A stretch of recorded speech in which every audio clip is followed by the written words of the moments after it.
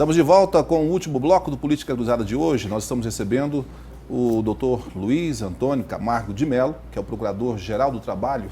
Ele está em Uberlândia essa semana e atendeu o nosso pedido para um bate-papo aqui no programa Política Cruzada. Você deve estar se perguntando assim, mas por que nós estamos conversando sobre o Ministério Público do Trabalho? Porque tem a ver, é direito seu ter os seus direitos garantidos no seu trabalho, no seu dia a dia, assegurados os seus benefícios. Tudo isso envolve política de trabalho, envolve a ação do Ministério Público do Trabalho para garantir o que é seu de direito. No bloco anterior a gente falou muito do trabalho escravo contemporâneo. Gostei desse novo termo, né? A gente falava muito sobre trabalho análogo, né? Na forma da lei. Na forma da lei. Redução à condição análoga de escravo na forma da lei. Exatamente.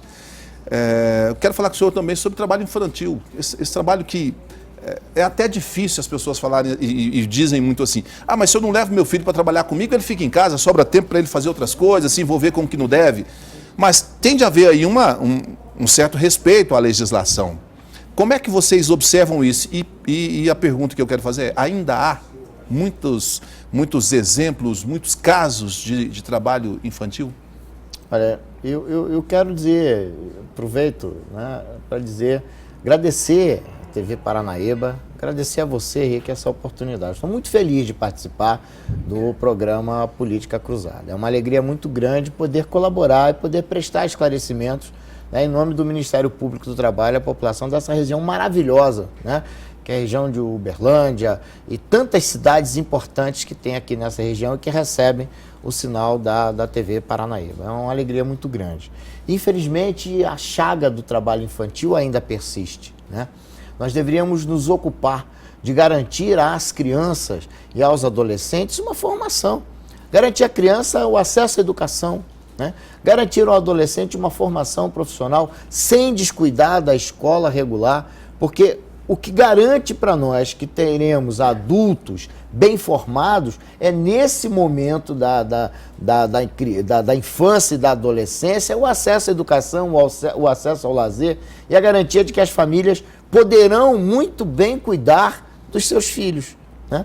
Mas, infelizmente, ainda há um longo caminho a ser trilhado. E é com muita tristeza que eu vejo nesse momento que o Congresso Nacional quer abrir uma discussão em relação à idade mínima de ingresso no mercado de trabalho. O Brasil avançou, deu um passo à frente, né? Não se pode permitir que crianças trabalhem, não se pode permitir que adolescente entre no mercado de trabalho sem um processo de cuidado, de formação, né? Para que ele seja formado, informado e não explorado, né?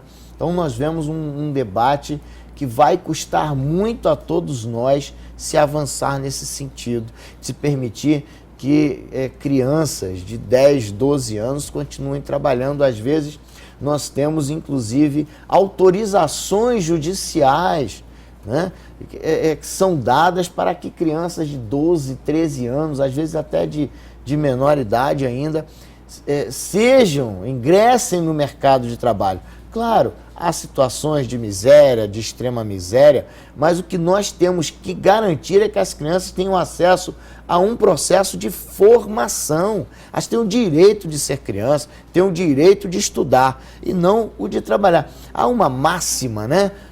Durante muitos anos foi utilizada e vem sendo utilizada, que é melhor a criança trabalhar do que delinquir.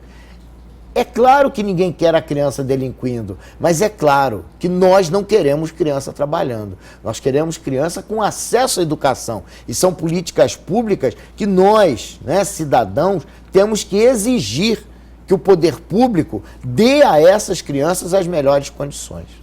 Nesse caso em específico, ainda pelo país, a nossa região, a gente sabe que se houver ainda é muito pouco e não chegou ainda ao conhecimento das autoridades.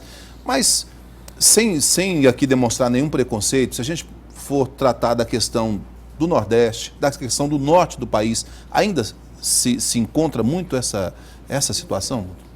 Olha, Henrique, a gente conhece um pouco desse país, né? Eu conheço, o Ministério Público me deu essa condição.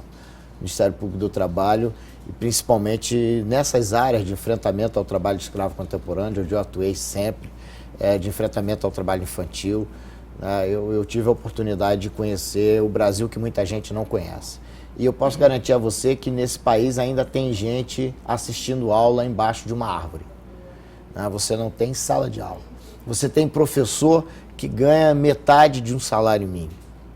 Então, nós ainda temos um longo caminho a trilhar para dar condições às crianças, para dar condições aos professores, para ter escolas e que as crianças tenham acesso à escola e que os professores sejam bem remunerados. Nós temos uma escola com estrutura para que a criança tenha uma boa condição de formação. Infelizmente, ainda falta muito. Então, eu repito, nós precisamos exigir que o poder público tenha políticas públicas de educação. Todos nós vamos ganhar com isso, a nação vai ganhar com isso. Nós precisamos investir nesta área e garantir que as crianças tenham acesso à educação. O caminho ainda é longo. Antes da gente encerrar, só vou pedir vou lembrar de uma situação que o Ministério Público atuou nessa questão nos últimos anos, se não me engano, nos últimos 2 anos. Uma empresa que estava construindo uma fábrica dela aqui em Uberlândia manteve os trabalhadores num ambiente fechado, eles não poderiam sair de lá. Eles almoçavam lá, jantavam lá, dormiam lá, não podiam vir à cidade. Na época a gente até divulgou essa informação. Para quem não sabe, não conhece em casa, doutor, explica um pouquinho o que é esse trabalho escravo contemporâneo, só para as pessoas entenderem, olha, então essa é a situação, onde eu devo procurar, a quem eu devo denunciar? A principal característica do trabalho escravo contemporâneo, do meu ponto de vista, é a impossibilidade que o trabalhador tem de romper com aquele vínculo. Ou seja, ele perde a possibilidade de ter uma contratação do jeito que a legislação permite e de romper com esse contrato se aquela situação se transforma em uma via de exploração. O trabalhador perde completamente essa liberdade de contratar, ele tem ele é humilhado a tal ponto que ele perde a condição de se insurgir em relação àquela situação de absoluta exploração, Ele fica... E aí tem um aspecto interessante que vale a pena também observar. Quando o trabalhador é deslocado da sua origem, do seu município de origem, e vai para um outro local, ele já fica vulnerável. Às vezes esse simples deslocamento vulnera o trabalhador, deixa o trabalhador sem condições de reagir. Então você tem uma situação que às vezes se dá por conta da servidão por dívida, que é a criação de uma dívida irreal, mas o trabalhador acredita que deve, então ele quer trabalhar para pagar aquela dívida, não vai conseguir pagar, vai perder completamente a sua relação com a família, com o seu local de origem. Há situações de extrema violência, trabalhadores que são espancados, assassinados, há essas situações. São moradias que não têm um mínimo de condição de habitabilidade, fornecimento de água potável não existe, fornecimento de uma alimentação adequada não existe. Então são situações que acabam fazendo com que o trabalhador seja anulado. Esse trabalhador ele se sente humilhado a tal ponto que ele não tem forças para resistir e romper com esse ciclo de exploração. É uma situação extremamente dolorosa, e o que nós chamamos de condições degradantes de trabalho são condições que saltam aos olhos, porque nenhum de nós, observando aquela situação, admitiria que um ente querido permanecesse naquelas condições absolutamente deploráveis. Eu aproveito esse finzinho para deixar uma questão que eu considero fundamental. Nós precisamos observar o ambiente de trabalho. O Brasil está criando um verdadeiro exército de doentes, de mutilados, de viúvos e de viúvas, e isso só vai levar à falência do sistema público de saúde e de previdência. São cerca de 100 bilhões de reais, e há pesquisas nesse sentido, de valores investidos no sistema público de saúde e de previdência sem retorno, porque as empresas não contribuem neste nível, mas contribuem com inúmeros adoecimentos, com mutilações e até mesmo com mortes. Nós precisamos ter um pouquinho mais de cuidado com o ambiente de trabalho para que ele seja saudável e seguro e o trabalhador ali ganhe a vida e não a morte. Tá certo. Gente, olha, infelizmente nosso tempo acabou, mas foi muito bom receber aqui o senhor, doutor Luiz. Obrigado mais uma vez. A casa está sempre aberta para recebê-lo, assim também como todo o corpo de promotores, de procuradores que trabalham com o senhor. Nós Muito obrigado mais uma agradecemos vez. a oportunidade.